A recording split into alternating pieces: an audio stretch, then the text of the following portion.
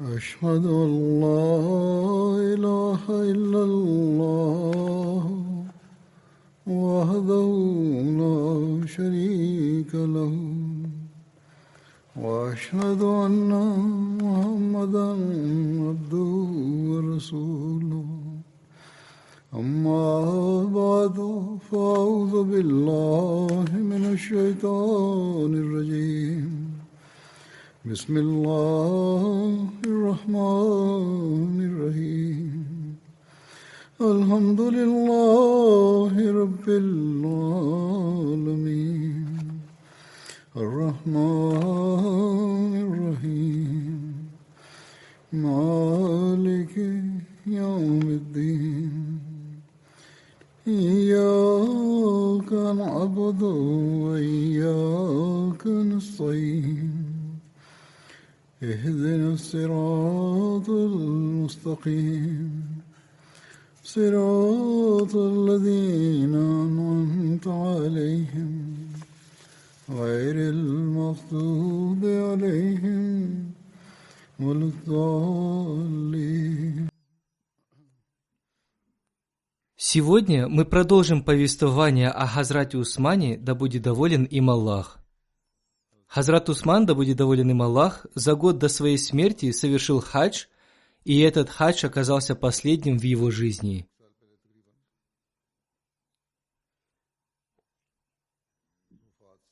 После хаджа Хазрат Муавия, да будет доволен им Аллах, вернулся в Медину вместе с Хазратом Усманом, да будет доволен им Аллах.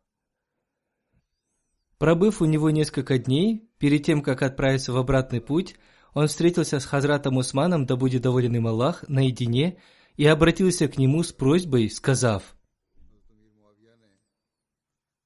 «Кажется, смута набирает силу. Если разрешите, я хочу вам что-то сказать». Халиф дал ему разрешение на это. И Муавия, да будет доволен им Аллах, сказал: «Во-первых, я бы посоветовал вам поехать со мной в Сирию, потому что в Сирии все спокойно и там нет никаких беспорядков. Как бы ни случилось так, что все произойдет очень быстро и внезапно, когда предпринять какие-то ответные действия не представится возможным». Хазрат Усман, да будет доволен им Аллах, сказал, что ни в коем случае не может отказать от пребывания рядом с посланником Аллаха, мир ему и благословение Аллаха, даже если его тело разорвут на маленькие кусочки. На что Хазрат Муавия, да будет доволен им Аллах, сказал: «Тогда вот мой второй совет. Разрешите мне отправить из Сирии в Медину вооруженный отряд для вашей защиты. В их присутствии каждый человек 100 раз подумает, прежде чем что-либо предпринять». Хазрат Усман, да будет доволен им Аллах, сказал, что, во-первых, он не может обременять столь тяжелой ношей государственную казну ради того, чтобы защитить жизнь Усмана, и, во-вторых, он не желает создавать для жителей Медины неудобств, связанных с присутствием в городе вооруженного отряда. На это Хазрат Муавия, да будет доволен им Аллах, сказал: «Тогда вот вам мое третье предложение. При наличии сподвижников люди испытывают смелость и полагают, что если не будет Усмана, можно будет выдвинуть кого-либо из них. Расселите сподвижников по разным странам». Хазрат Усман, да будет доволен им Аллах, сказал, что как он может разъединить тех людей, которых собрал воедино посланник Аллаха, мир ему и благословение Аллаха. Хазрат Муавия, да будет доволен им Аллах, заплакал и сказал, что если халиф не принимает ни одного из 3 его предложений, пусть он хотя бы объявит народу, что если с ним что-нибудь случится, то право отомстить за него будет принадлежать Муавии. Может быть, люди, услышав это, убоятся и прекратят творить зло. Хазрат Усман, да будет доволен им Аллах, сказал: «Муавия, чему быть, тому не миновать. Я не могу этого сделать, потому что вы человек с очень жестким характером. Я боюсь, что вы отнесетесь к мусульманам чересчур строго». После этого Муавия, да будет доволен им Аллах, плача, встал и сказал: «Я думаю, что, возможно, это наша последняя встреча». Затем он вышел наружу и сказал сподвижникам, да будет доволен ими Аллах, следующие слова: «Теперь ислам держится только на вас. Хазрат Усман, да будет доволен им Аллах, совершенно ослаб, а смута продолжает разрастаться. Позаботьтесь о нем. Сказав это, Муавия, да будет доволен им Аллах, отправился в Сирию.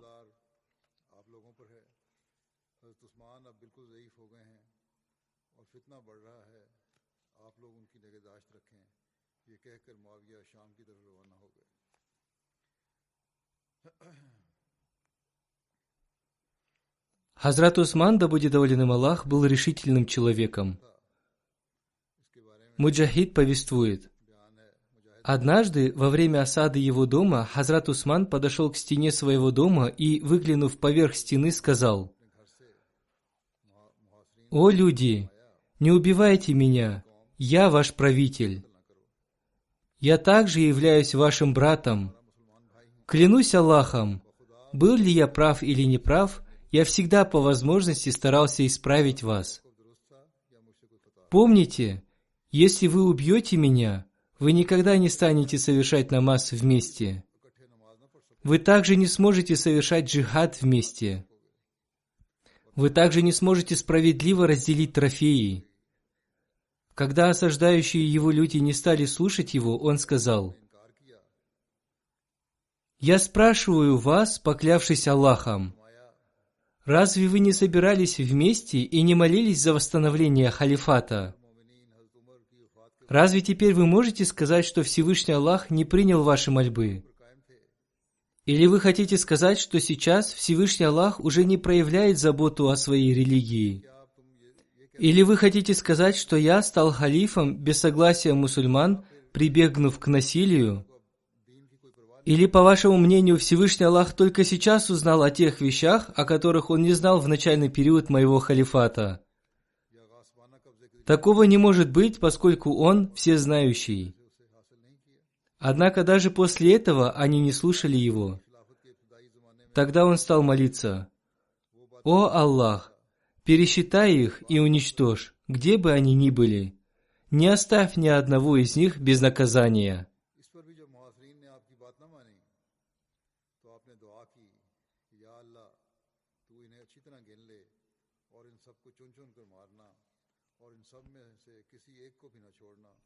И позже Всевышний Аллах уничтожил каждого, кто участвовал в этой смуте.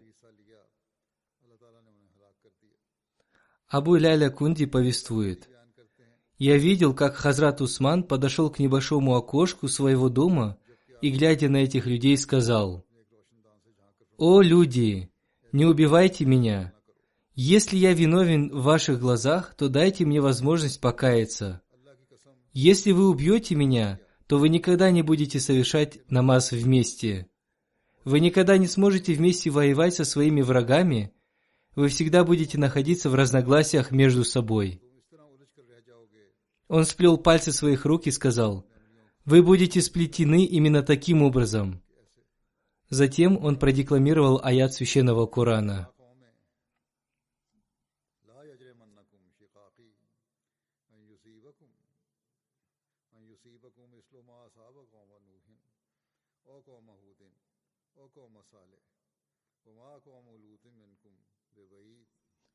«И, о народ мой, да не приведет вас раздор со мной к тому, что постигнет вас подобное тому, что постигло народ Ноя, или народ Худа, или народ Салиха, и народ Лота от вас недалеко». Хазрат Усман повелел позвать к нему Абдуллу бин Салама. Придя к нему, Хазрат Абдулла бин Салам спросил его, что он думает об этой смуте. Хазрат Усман сказал ему: «Тебе нужно беречь себя от войны. Это станет сильным доводом в твою пользу».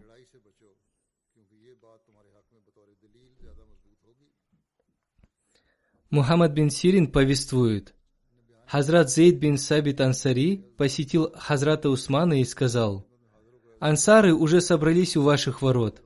Если вы разрешите, они готовы ради вас стать помощниками Аллаха во второй раз». Хазрат Усман ответил: «Я не разрешаю вам воевать». Хазрат Абу Хурайра повествует: «Во время этой смуты я пришел к Хазрату Усману и сказал: „О правитель правоверных, сейчас, вероятно, будет уместно поднять свои мечи“.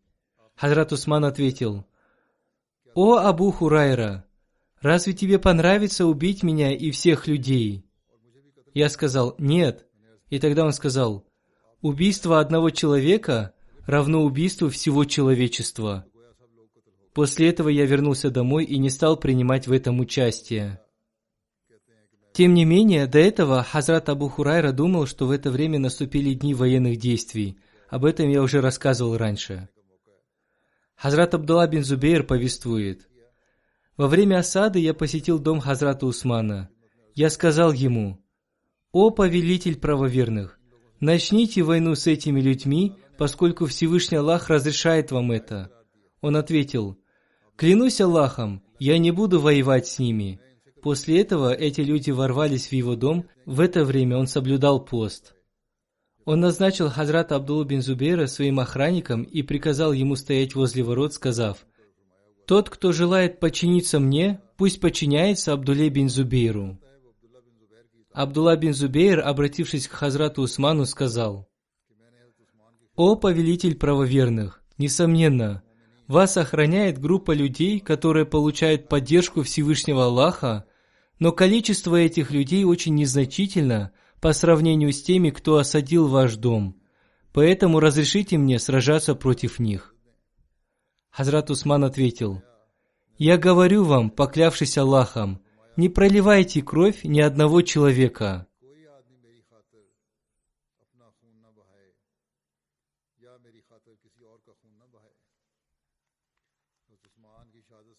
Повествуя об убийстве Хазрата Усмана, обетованный реформатор написал: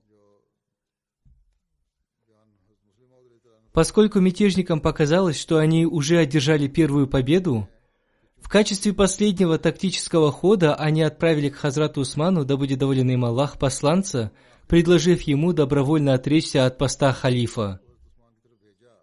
Они понимали, что если он сам уйдет с этого поста, тогда мусульмане будут лишены возможности как-то наказать мятежников, поскольку не будут иметь на это никакого права.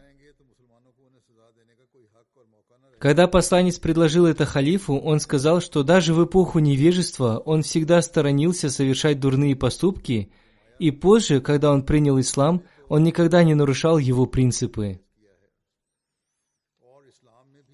Почему и в качестве расплаты за какое преступление он должен оставить свой пост, на который его назначил Всевышний Аллах? Он никогда не снимет с себя то одеяние халифа, в которое облачил его сам Всевышний Аллах. Услышав этот ответ, посланец вернулся к своим товарищам и обратился к ним со следующими словами: «Клянусь Аллахом, мы попали в очень серьезное положение. Клянусь Аллахом, мы не сможем спастись от мести мусульман, если только не убьем Усмана». Другими словами, в этом случае вся власть перевернется вверх дном, вся система даст сбой, и никто никого ни о чем не будет спрашивать. Убивать же его недопустимо. Эти слова свидетельствуют только о полной панике, охватившей в то время мятежников, но также и о том, что даже в это время Хазрат Усман, да будет доволен им Аллах, не дал тем людям никакого повода к дальнейшим действиям, и в глубине своих сердец они понимали, что убивать его просто недопустимо. Когда эти люди составляли план убийства Хазрата Усмана, да будет доволен им Аллах, появился Хазрат Абдулла бин Салам, да будет доволен им Аллах, который был очень просвещенным человеком и даже в эпоху неверия пользовался среди своего народа неперерекаемым авторитетом, и которого иудеи считали своим вождем, остановился возле ворот дома Хазрата Усмана и стал увещевать мятежников, убеждая их не убивать Хазрата Усмана, да будет доволен им Аллах. Он сказал: «Люди, не навлекайте на свои головы меч Аллаха. Клянусь Аллахом, если вы сейчас обнажите мечи, потом у вас не будет возможности вложить их обратно в ножны. Мусульмане будут все время воевать и враждовать между собой. Возьмитесь за ум и подумайте. Сейчас вами правит только плеть, обычно шариат предусматривает наказание плетью, но если вы убьете этого человека, вами будет править меч, то есть людей будут убивать даже за самые незначительные провинности. Запомните, сейчас защитниками Медины являются ангелы. Если же вы убьете его, то ангелы покинут Медину. Но бунтовщики ответили на это наставлением только тем, что прогнали оттуда Абдуллу бин Салама, сподвижника посланника Аллаха, мир ему и благословение Аллаха. Вспомнив о вере, которой он придерживался раньше, они сказали ему: «Эй ты, сын Иудея, какое тебе дело до всего этого?» Очень жаль, что они все еще помнили, что Абдулла бин Салам, да будет доволен им Аллах, был сыном Иудея, но забыли, что он уверовал, коснувшись своей рукой руки посланника Аллаха, мир ему и благословение Аллаха, и что посланник Аллаха, мир ему и благословение Аллаха, встретил это событие с величайшей радостью, и что этот человек делил с ним все тяготы и невзгоды.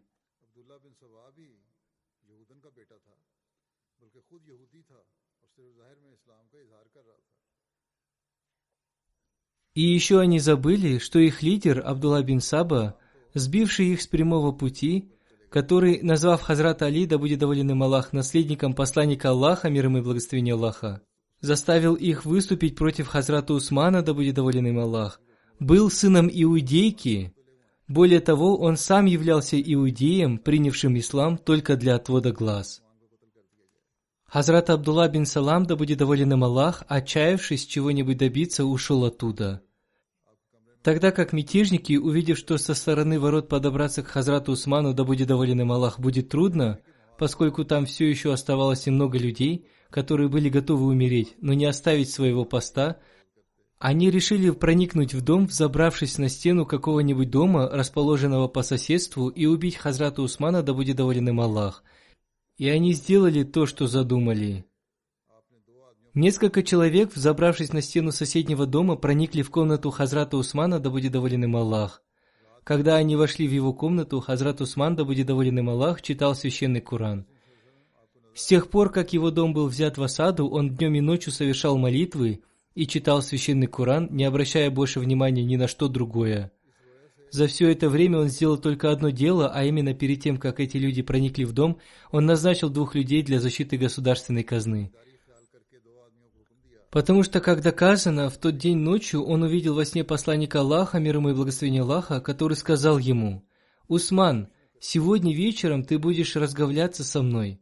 Увидев этот сон, он твердо поверил в то, что сегодня он будет убит, после чего, подумав о своей ответственности, он приказал 2 своим людям отправиться к государственной казне и охранять ее, чтобы кто-то, воспользовавшись общей суматохой, не попытался ее ограбить. Одним словом, когда мятежники проникли в комнату, они нашли Хазрата Усмана, да будет доволен им Аллах, за чтением священного Корана. Среди нападавших был также и Мухаммад Абу Бакр, поскольку из-за своего особого положения, которое он занимал среди мятежников, он считал своим долгом везде и всюду быть на первых ролях. Подойдя к Хазрату Усману, да будет доволен им Аллах, он схватил его за бороду и сильно встряхнул. Хазрат Усман, да будет доволен им Аллах, в ответ на его действия лишь произнес: «О сын моего брата! Если бы твой отец, Хазрат Абу Бакр, да будет доволен им Аллах, сейчас был жив, ты никогда бы этого не сделал. Что с тобой? Ты что, злишься на меня из-за Аллаха? За что еще ты злишься на меня, кроме того, что я лишь призывал тебя выполнять свои обязанности перед Аллахом?» Услышав эти слова, Мухаммад Абу Бакр, устыдившись, отошел от него. Однако остальные мятежники остались на месте. Поскольку пришло точное донесение о том, что сегодня ночью войско, выступившее из Басры, войдет в Медину, и эта возможность убить Хазрата Усмана была для мятежников последней, они решили не возвращаться до тех пор, пока не сделают то, зачем они пришли. Один из этих мятежников вышел вперед и ударил Хазрата Усмана, да будет доволен им Аллах, железным прутом по голове, после чего отбросил пинком ноги священный Коран, лежавший перед халифом. Коран, перевернувшись, оказался прямо возле Хазрата Усмана, да будет доволен им Аллах, на который упали капли крови, стекавшие по голове халифа. Не говоря об их неуважении к священному Корану, здесь хорошо видно, как с этих людей слетела маска честности и богобоязненности. Аят, на который упали капли крови Хазрата Усмана, да будет доволен им Аллах, представлял собой потрясающее пророчество, исполнившееся в свое время со столь ужасающей точностью, что любой, даже самый черствый человек, Когда он склоняется над этими обогренными кровью буквами, закрывает глаза от страха. Аят этот следующий.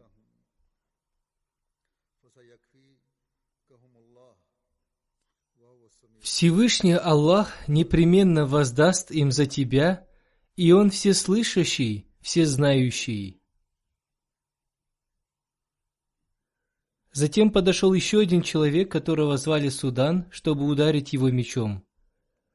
Когда он ударил его в первый раз, Хазрат Усман, да будет доволен им Аллах, отвел удар рукой, при этом лишившись ее.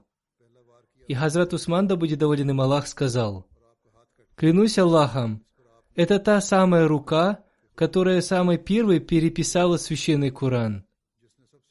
Затем, когда этот убийца намеревался нанести второй, уже смертельный удар, пришла Найля, супруга Хазрата Усмана, да будет доволен ею Аллах, и встала между ними, однако злодей не остановился даже перед тем, чтобы ударить мечом женщину. Он ударил мечом по ее руке и отсек ей пальцы. Потом он нанес еще один удар Хазрату Усману, да будет доволен им Аллах, тяжело ранив его. После этого злодей, посчитав, что он еще жив и существует вероятность того, что он выживет, в то время, когда Хазрат Усман, да будет доволен им Аллах, от ран уже потерял сознание и бился от боли в сильнейшей агонии, он схватил его за горло и стал душить, и не отпускал до тех пор, пока его душа, отделившись от бренного тела, не сказала: «Слушаю и повинуюсь приглашению посланника Аллаха, мир ему и благословение Аллаха», и не отлетела в мир иной. «Инна лиляхи ва инна иляхи раджун». Воистину Аллаху мы принадлежим, и воистину к Нему мы возвращающиеся.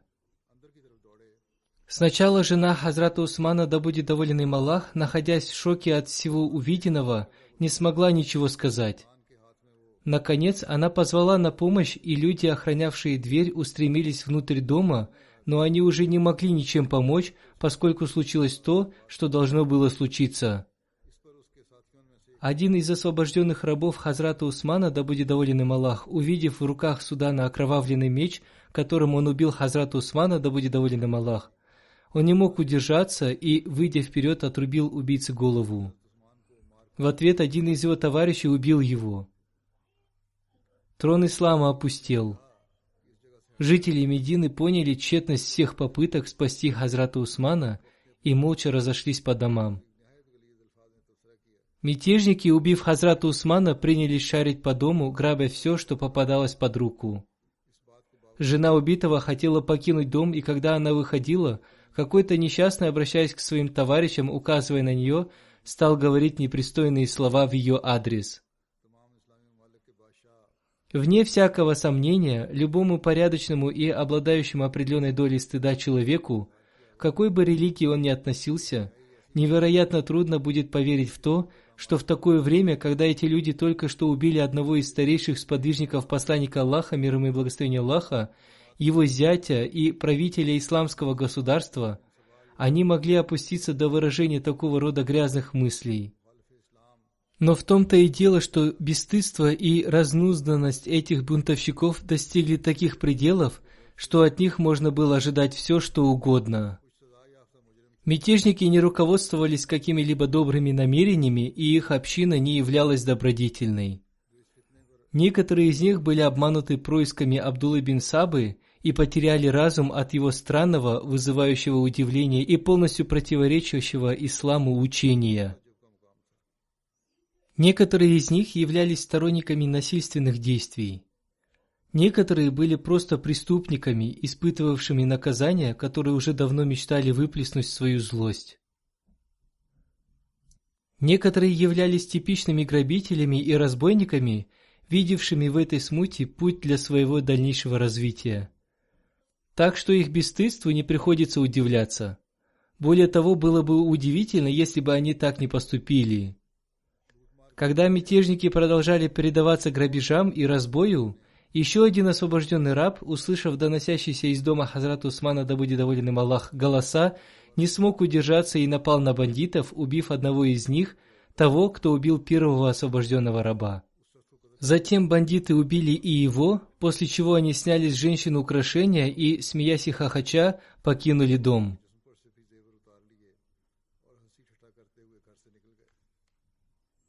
Далее Хазрат обетованный реформатор сказал: эти злосчастные люди стали произносить непристойные слова в адрес супруги Хазрата Усмана, да будет доволен им Аллах, сразу после его убийства. Они говорили непристойные слова и в адрес Хазрат Айши, да будет доволен ею Аллах. Всевышний Аллах даровал мне большое терпение, однако я горжусь своими словами о том, что если бы я был там в то время, то я разорвал бы этих убийц на мелкие куски. Однажды они даже сорвали покрывало с лица Хазрат Айши, да будет доволен ею Аллах, и при этом говорили: «Посмотрите, она еще молода».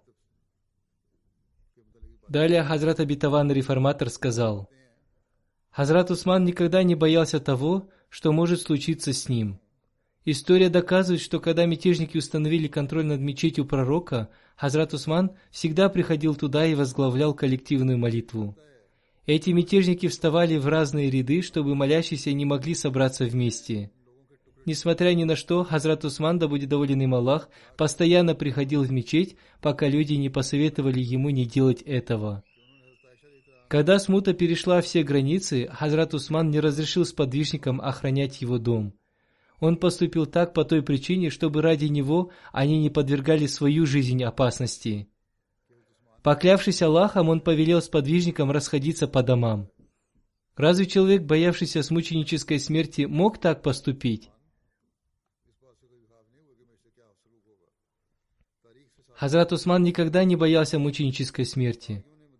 Как я уже рассказал, Амир Муавия предложил ему уйти с ним в Сирию, однако он не согласился. Хазрат Усман сказал ему: «Я предпочитаю жить рядом с посланником Аллаха Мухаммадом, мир ему и благословение Аллаха». Амир Муавия сказал ему: «Тогда разрешите мне прислать войско для вашей защиты». Хазрат Усман сказал: «Я не могу сократить удел мусульман ради своей охраны». Амир Муавия сказал: «О повелитель правоверных, эти люди убьют вас, прибегнув к обману». Хазрат Усман сказал: «Я не придаю этому никакого значения, для меня достаточно Всевышнего Аллаха». Амир Муавия сказал: «Эти дерзкие люди думают, что после вашей смерти сподвижники продолжат ваше дело, поэтому они и обманывают людей, говоря такие вещи. Поэтому расселите сподвижников в разных странах. Мятежники, узнав об этом, придут в отчаяние. Они подумают, что если никого не останется для продолжения вашего дела, то они не будут воевать против вас». Хазрат Усман сказал: «Как можно разъединить тех людей, которых собрал воедино посланник Аллаха, мир ему и благословение Аллаха?» Услышав эти слова, Амир Муавия заплакал и сказал: «Тогда объявите всему народу, что если с вами что-то случится, то право отомстить за вас будет возложено на Муавию». Но Хазрат Усман сказал: «Я не могу допустить этого, поскольку у тебя очень жестокий характер, и я опасаюсь, что ты отнесешься к мусульманам слишком строго».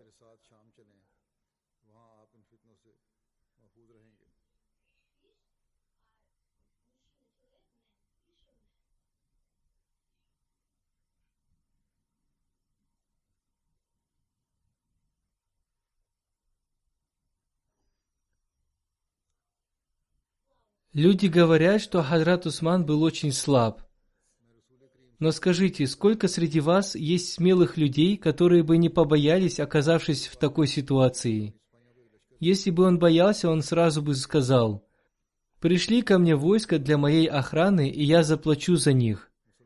Если бы он боялся, он сказал бы, что право отомстить за него будет принадлежать Амиру Муавии. Но он сказал ему, что он опасается того, что Амир Муавия поступит с людьми строго.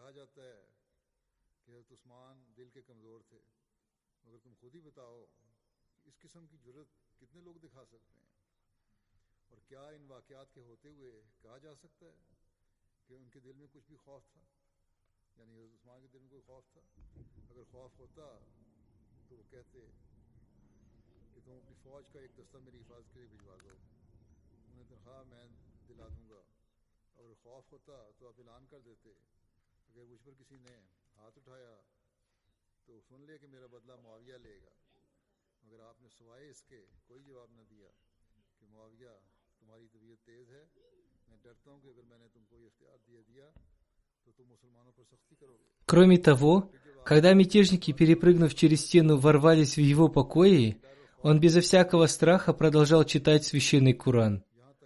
Сын Хазрата Абу Бакра, пусть Всевышний Аллах смилуется над ним, подошел к нему и, схватив его за бороду, сильно встряхнул ее. Хазрат Усман, да будет доволен им Аллах, в ответ на это его действие лишь произнес: «О сын моего брата, если бы твой отец, Хазрат Абу Бакр, да будет доволен им Аллах, сейчас был жив, ты бы никогда этого не сделал. Что с тобой?» Услышав эти слова, Мухаммад Абу Бакр, устыдившись, вернулся назад. После этого к нему подошел еще один мятежник и ударил его железным прутом по голове, и он также пнул ногой священный Коран. После этого третий человек убил его мечом. Если мы посмотрим на все эти события в совокупности, то поймем, что Хазрат Усман, да будет доволен им Аллах, никогда не боялся умереть мученической смертью. Далее Хазрат Обетованный Реформатор сказал: Хазрат Обетованный Мессия, мир ему, был ниспослан так же, как были ниспосланы Хазрат Нух, Хазрат Ибрахим, Хазрат Дауд, Хазрат Сулейман и другие пророки. После него также был установлен халифат, как и после других пророков. Если мы с мудростью поразмышляем над этим, то нам станет ясно, каким величием обладает цепь халифата. Я скажу так, даже если нам придется пожертвовать 10 000 поколений ради восстановления халифата, то даже такое пожертвование ничего не будет значить. Я не могу говорить за других людей, но я скажу о себе. Когда я читаю историю эпохи посланника Аллаха, мир ему и благословение Аллаха, и о бедствиях, которые обрушились на голову Хазрата Усмана, я прихожу к мысли, что если бы у меня было даже 10 000 поколений, и все они были бы пожертвованы ради удаления этой смуты, то я посчитал бы эту сделку покупкой слона за вож, то есть обретением драгоценной вещи взамен на ту, которая не имеет ценности. В действительности, ценность той или иной вещи человек понимает тогда, когда она потеряна. Мусульмане осознали ценность института халифата только после смерти Хазрата Усмана, да будет доволен им Аллах.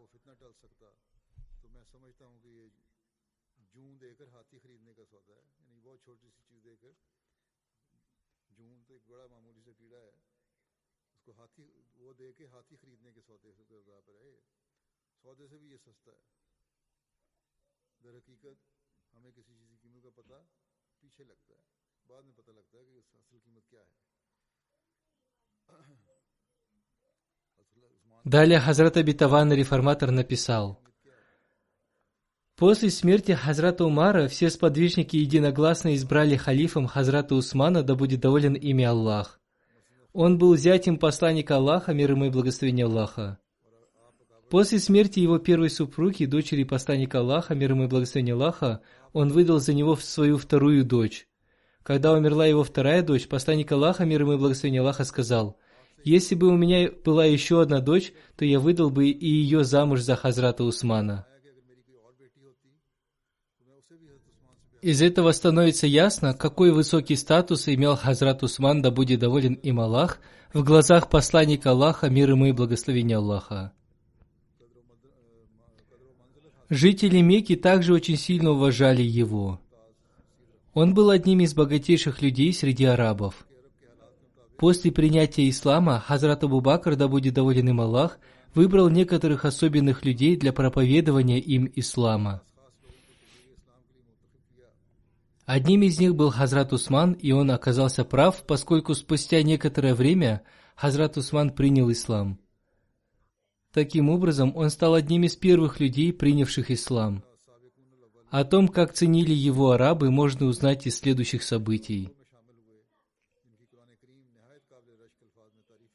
Посланник Аллаха, мир ему и благословение Аллаха, увидел сон, и благодаря этому сну он отправился в Мекку для совершения умры. Однако жители Мекки из-за своего гнева и ненависти к нему не разрешали ему сделать это. Посланник Аллаха, мир ему и благословение Аллаха, хотел отправить к мекканцам уважаемого человека для переговоров, и он выбрал для этого Хазрата Умара, однако он сказал: «Я готов к этому, но, по-моему, это дело лучше меня сможет выполнить Хазрат Усман, поскольку он очень уважаем в их глазах. Если он отправится туда вместо меня, то есть большая надежда, что он справится с этим делом лучше меня». Посланник Аллаха, мир ему и благословение Аллаха, согласился с Хазратом Усманом и отправил в Мекку Хазрата Усмана. Из этого становится ясно, что даже неверные уважали Хазрата Усмана. Посланник Аллаха, мир ему и благословение Аллаха, тоже очень уважал Хазрата Усмана, да будет доволен им Аллах. Повествуется, что однажды, когда посланник Аллаха лежал в своем доме, его ноги были обнажены. Хазрат Абу Бакр попросил разрешения войти, и он разрешил ему, оставаясь в таком же положении, и они поговорили. Потом Хазрат Умар попросил разрешения войти, и он разрешил ему, оставаясь в таком же положении, и они поговорили. Затем Хазрат Усман попросил разрешения войти, и посланник Аллаха, мир ему и благословение Аллаха, сел и прикрыл ноги одеждой. После этого посланник Аллаха, мир ему и благословение Аллаха, сказал: «В натуре Усмана присутствует стыдливость, и я поступил так, принимая во внимание его стыдливость».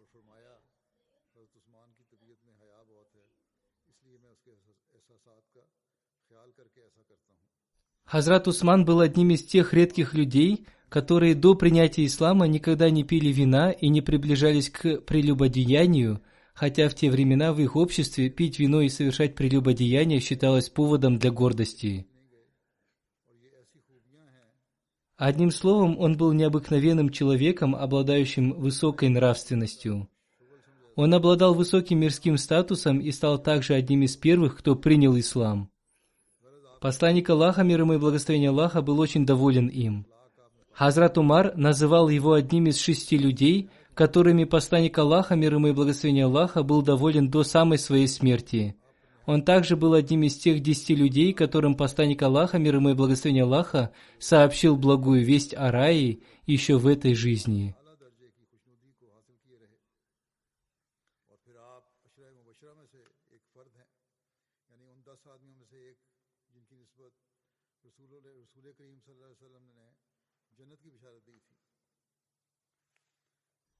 Повествуется, что Хазрат Усман, да будет доволен им Аллах, погиб в пятницу 17 или 18 числа месяца Зуль-Хиджа в 35 году по хиджре.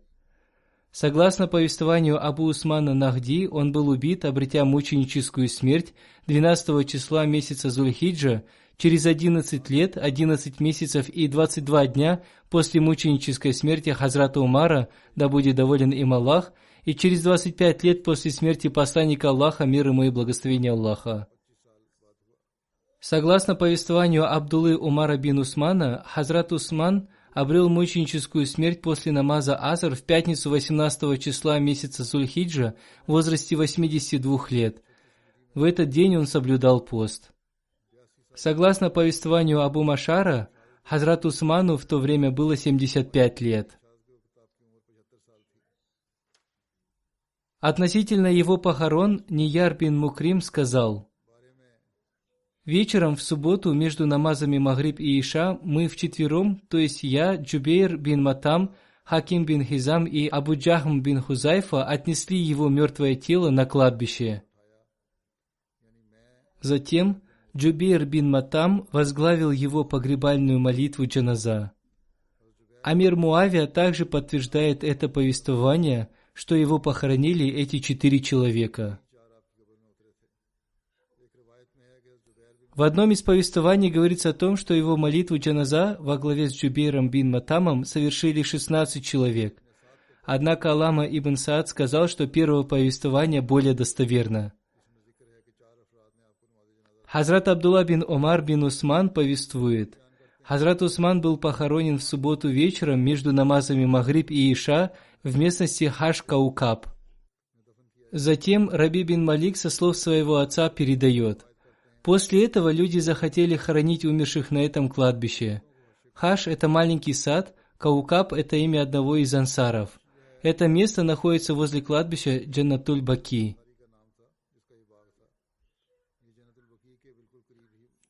Хазрат Усман говорил, что скоро умрет один праведный человек, и он будет похоронен в местности Хаш-Каукаб. После этого люди изъявят желание быть похороненными там. Хазрат Малик бин Абу Омар повествует: Хазрат Усман был первым, кто был похоронен в этом месте. Относительно похорон Хазрата Усмана есть одно повествование, в котором говорится о том, что мятежники в течение 3 дней не разрешали похоронить его. В книге Ат-Табари также написано о том, что тело Хазрата Усмана в течение 3 дней находилось в том месте, где он был убит. Джубейр бин Матам и Хаким бин Хейзам говорили с Хазратом Али относительно похорон Хазрата Усмана. Они попросили его попросить разрешения у мятежников, чтобы похоронить Хазрата Усмана. После просьбы Хазрата Али они разрешили похоронить его. Однако, когда они несли его тело, мятежники стали забрасывать их камнями с той целью, чтобы они уронили его тело на землю. Хазрат Али послал к ним людей, чтобы дать им увещевание не делать этого и прекратить эти злобные действия. Таким образом, Хазрат Усман был похоронен в местности Хаш-Каукаб.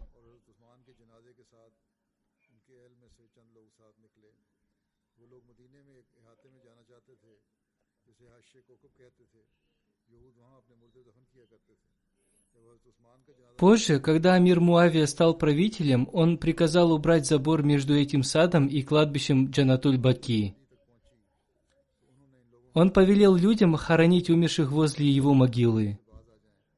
Таким образом, этот сад заполнился могилами и был присоединен к кладбищу Джаннатуль-Баки.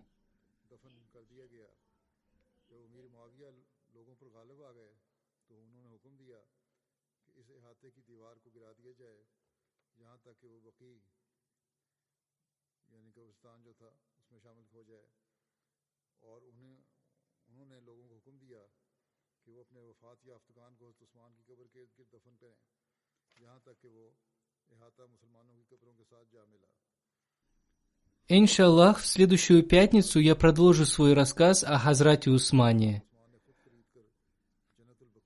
А сейчас я расскажу о некоторых покойных членах нашей общины.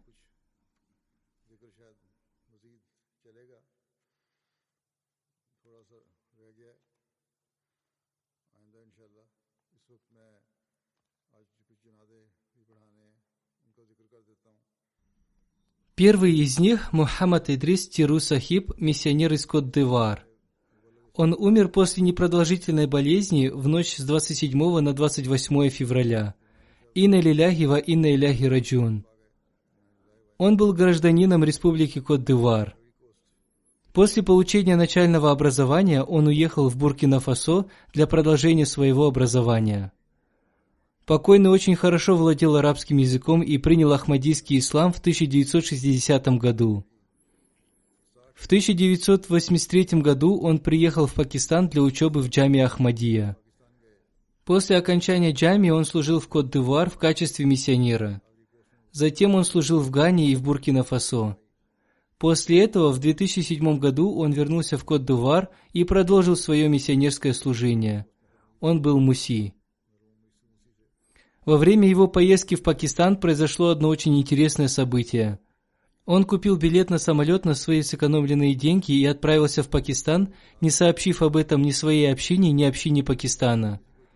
Прибыв в аэропорт, он очень сильно забеспокоился, и в этот момент к нему подошел один человек и спросил его, куда ему нужно ехать. Покойный не знал ни английского, ни урду и стал объяснять ему на арабском языке. И этот человек привез его в миссионерский дом общины. Позже этот человек сообщил ему, что до его приезда его супруга видела во сне иностранного гостя, которого нужно было встретить.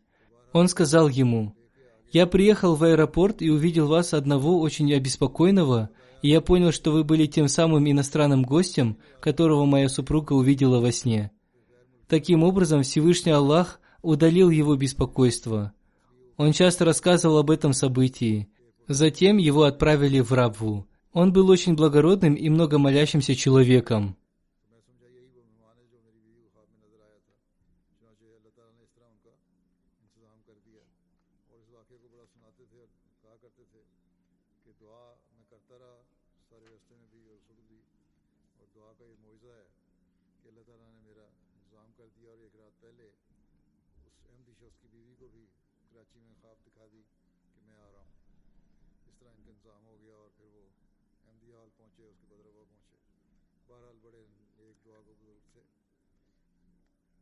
Каюм Паша, старший миссионер общины Кот-д'Ивуар, написал: «Мы служили с ним вместе в Буркина-Фасо в течение 3 лет.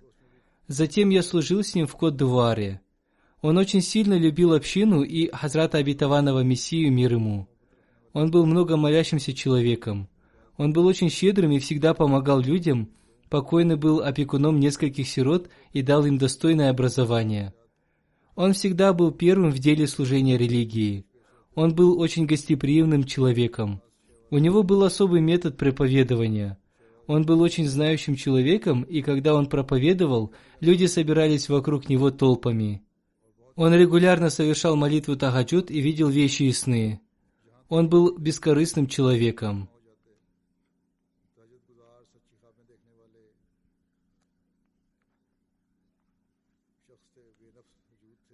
Садык Диалю, миссионер из Кот-д'Ивуара, написал: «Маулви Идрис самозабвенно любил общину и институт Ахмадийского халифата. Он всегда был готов жертвовать собой ради общины. Я еще не видел человека, который бы больше него любил общину Кот-д'Ивуар. Однажды, когда его спросили о его национальности, он ответил: «Я не европеец, не африканец. Моя нация – Ахмадият». Он был одним из первых мусульман Ахмади в Кот-д'Ивуаре.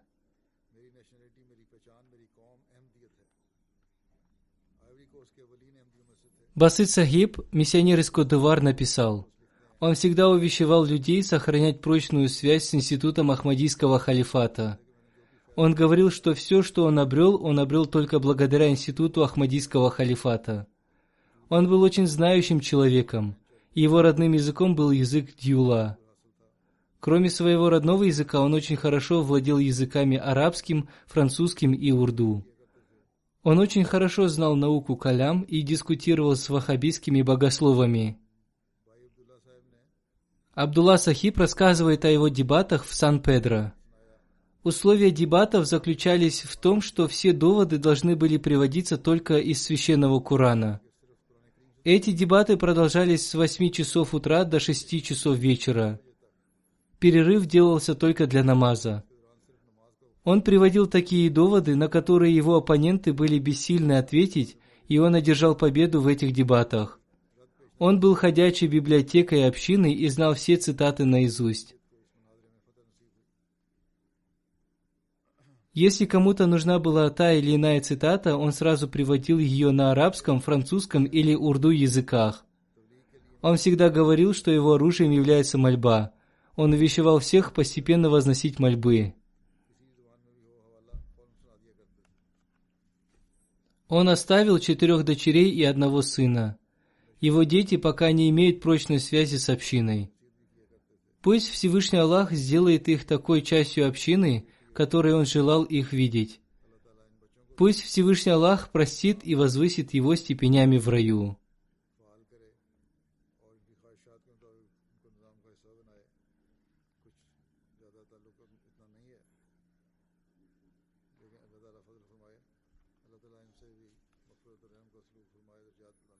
Вторая молитва будет прочитана по уважаемой Амине Наига Каре Сахибе. Она была супругой уважаемого амира и старшего миссионера общины Уганды Мухаммада Али Каре. Она скончалась 20 февраля 2021 года. Инна лиляхи ва инна иляхи раджун. Покойная была знающей, смелой и смиренной женщиной. Ее муж написал: «То, что я являюсь успешным миссионером, это заслуга моей жены. Она была родом из Уганды. Она была очень искренней и преданной женщиной. Когда мы поженились, ей было 19 лет. Она не умела читать священный Коран, но имела сильное желание изучать его. В итоге она все-таки научилась читать священный Коран и стала размышлять над его смыслом. Она служила в общине на разных постах. В 2005 году она была назначена на пост президента женской организации общины. Она очень сильно любила проповедовать. Против нее выдвинули ложные обвинения, и некоторое время она провела в тюрьме. Она была примером в воспитании и всегда мужественно отвечала на обвинения со стороны мусульман не Ахмади.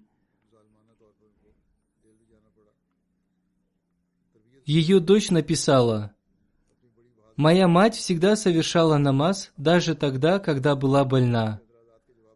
Каждый год в месяц Рамадан она пребывала в итикафе, уединенно пребывала в мечети. Она терпела, когда слышала обвинения в свой адрес, но она не могла терпеть обвинения, выдвигаемые против ее религии.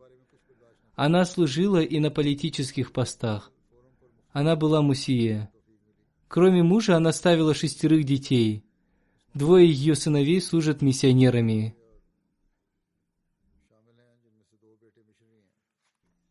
Следующая молитва будет совершена по покойному Нохи Казак Сахибу из Сирии. Он умер в возрасте 48 лет. Инна лиляхи ва инна иляхи раджун. В его семью Ахмадият пришел в 1928 году. Когда Мауляна Джалалуддин Сахиб служил в Хайфе, первым ахмадийский ислам принял Рашид Бакист Бусти.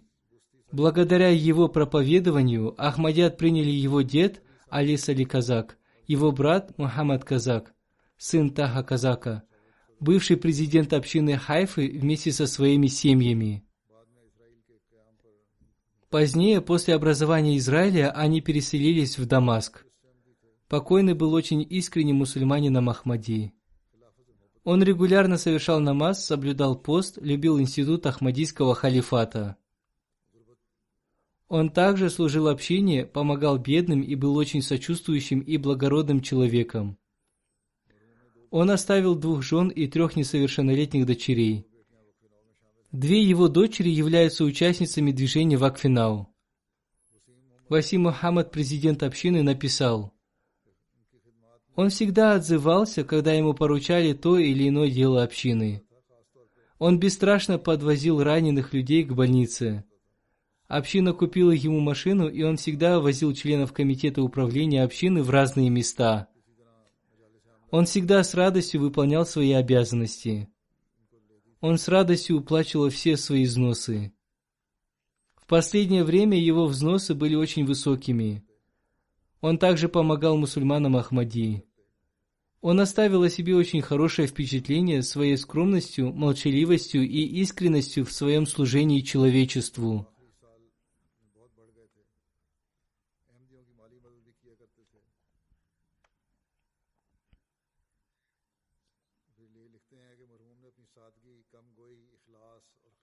Его жена Хадиджа Али Сахиба написала: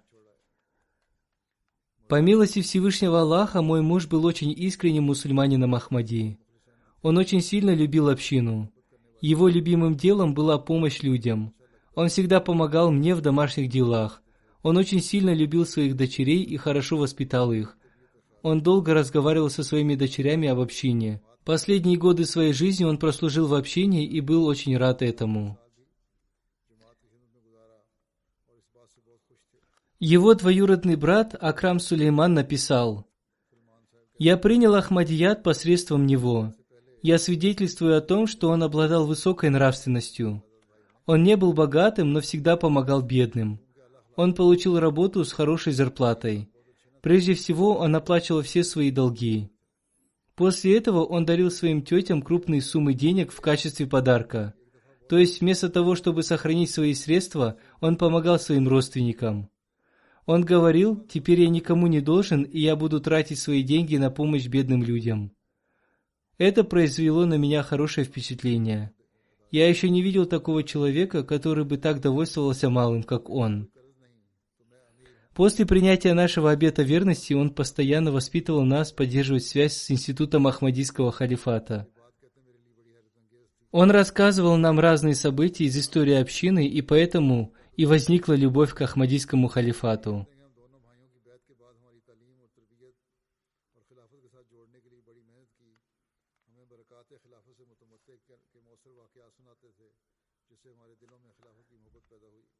Его брат Мотаз Казак, преподаватель Джамия Ахмадия в Канаде, написал: «Мой брат был очень искренним человеком и любил институт Ахмадийского халифата.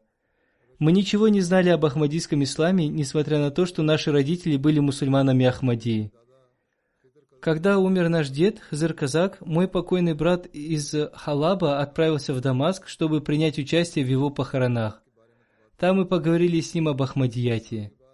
Я заметил, что при совершении намаза он плакал, находясь в положении земного поклона.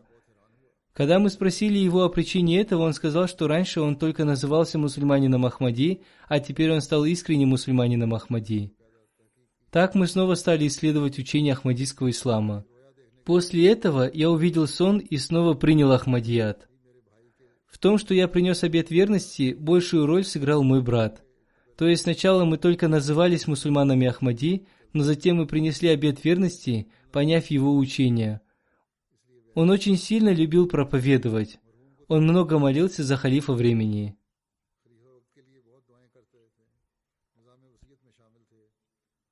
Он был муси. Он заранее знал, что умрет, и сообщил об этом своим женам. Следующая молитва будет совершена по уважаемой Фархат Насим Сахибе, супруге Мухаммада Ибрагим Сахиба. Ее назвали Мастер Сар Чори. Она умерла 26 декабря 2021 года в возрасте 86 лет. Инна лиляхи ва инна иляхи раджун. Ее отца звали Мия Ильмуддин. Ее дед Мия Кадбуддин из округа Сиалкот был подвижником Хазрата Обетованного Мессии, мир ему. Она обладала многими хорошими качествами. Она совершала намаз, соблюдала пост и молитву тагаджуд. Она была терпеливой, благодарной и молящейся женщиной. Она была скромной и простой. Она помогала бедным и очень сильно любила институт Ахмадийского халифата. Она была искренней женщиной и всегда делала пожертвования. Несколько раз она пожертвовала свои золотые украшения. Она была муси. Она оставила 3 дочерей, 3 сыновей и много внуков и внучек.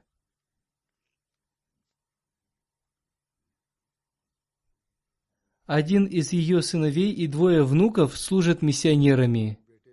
Пусть Всевышний Аллах простит ее грехи. Пусть Всевышний Аллах простит всех этих покойных и увеличит их степени в раю. Аминь.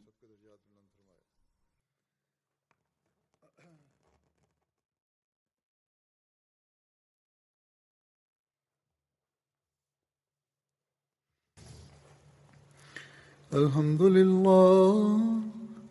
لله نحمده ونستعينه ونستغفره ونؤمن به ونتوكل عليه ونعوذ بالله من شرور أنفسنا ومن سيئات أعمالنا من يهده الله فلا مضل له ومن يضلل فلا هادي له ونشهد أن لا إله إلا الله ونشهد أن محمدا عبده ورسوله عباد الله رحمكم الله إن الله يأمر بالعدل والإحسان وإيتاء ذي القربى